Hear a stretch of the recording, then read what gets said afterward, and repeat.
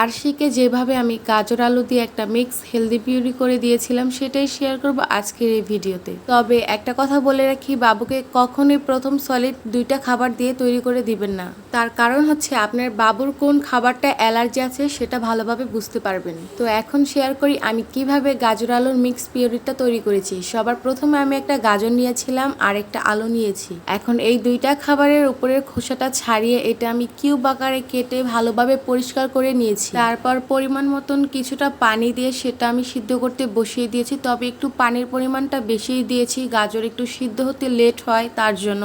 এইদিকে আমার অলমোস্ট সিদ্ধ হয়ে গিয়েছে, আমি সেটা কাঁটা চামচ দিয়ে দেখে নিয়েছি। এখন এটা আমি ম্যাশ করে নেব। তবে আমি পুরোপুরি সম্পূর্ণ পানিটা টানাইনি, কিছু পরিমাণ পানি রেখেছিলাম, সেটাও কম হয়ে গিয়েছে কারণ আলুটা ম্যাশ করার পর ঘনত্ব চলে আসে। তবে আপনারা চেষ্টা করবেন আরও কিছু পরিমাণ পানি থাকাকালীনই নামাতে, কারণ এটা ম্যাশ করার পর অনেকটাই ঘনত্ব চলে আসে, তখন পিউরিটা অনেক ঘনত্ব হয়ে যায়। তবে অনেক বাচ্চারা লিকুইড পাতলা খাবার খেতে চায় না, ঘন খাবার খেতে চায়। এটা এক একটা বাচ্চার এক এক ধরনের চাহিদা। যেমন আরশি ফার্স্টে পাতলা খাবার খেতে চাই, তো এখন তেমন একটা খেতে চায় না, হালকা একটু ঘন ঘন থাকলে খাবারটা খেতে চায়। তো সেই জন্য আমি একটু হালকা ঘন করেই রেখেছিলাম। তবে এখানে আমি পরে একটু ফর্মুলা দুধ অ্যাড করে খাবারটা পাতলা করে নিয়েছিলাম। এই তো আমার খুব সিম্পলভাবে গাজর আলুর রেসিপিটা ডান। আশা করি আপনাদের কাছে অনেক বেশি ভালো লেগেছে।